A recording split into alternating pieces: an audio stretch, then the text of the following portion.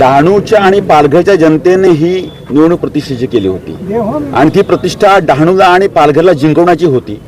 त्यामुळे इकडे डहाणूकर जिंकलेले आहेत, इथे पालघरकर जिंकलेले आहेत। डहाणूकरांचा आवाज बनून राजू माच्छी हे केवळ एका पक्षाचे प्रतीक नव्हते, डहाणूकरांचे प्रतीक होते।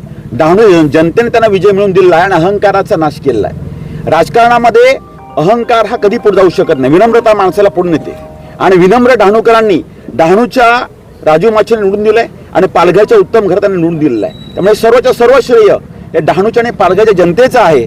आणि जय बोलणारी जी लोक होती, इथे जो जिता वो सिकंदर आहे, पण सिकंदर ही जनता आहे हे प्रत्येकाने लक्षात ठेवलं पाहिजे। त्याने जे प्रश्न उपस्थित केले त्या सर्वांचं उत्तर डहाणूच्या जनतेने आणि पालघर जनतेने दिलेलं आहे आणि हा विजय त्या सर्व जनतेला आम्ही समर्पित करतो। पालघर आणि डहाणूमध्ये ज्या प्रचार सभा झाल्या त्यामध्ये मुख्यमंत्री असतील, उपमुख्यमंत्री असतील यांनी सुद्धा एकमेकांवर टोलेबाजी केली, अशा परिस्थितीत हा विजय मिळालाय। शिंदे साहेबांनी आश्वासन दिलेलं की मी गुलाल उधळी नक्की येणार। शिंदे साहेबांशी मी आताच बोललो, शिंदे साहेब नक्की येणार आणि आम्ही कुठल्या पक्षाच्या विरोधामध्ये बोलणार नाही। ही व्यक्ती होती की ज्या व्यक्तीने आतापर्यंत केवळ युती तोडण्याचं काम करण्याचं काम केलं।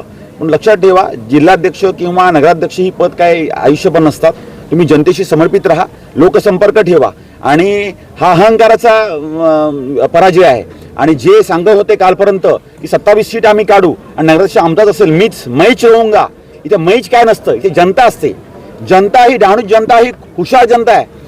आणि पालघरच्या आणि डहाणूच्या जाहीर सभेमध्ये शिंदे साहेबांनी एक वाक्य सांगितलं होतं, हा राजू माच्छी हा राजू आहे, हा नगराध्यक्ष नाही, हा डहाणूचा सेवक म्हणून काम करेल।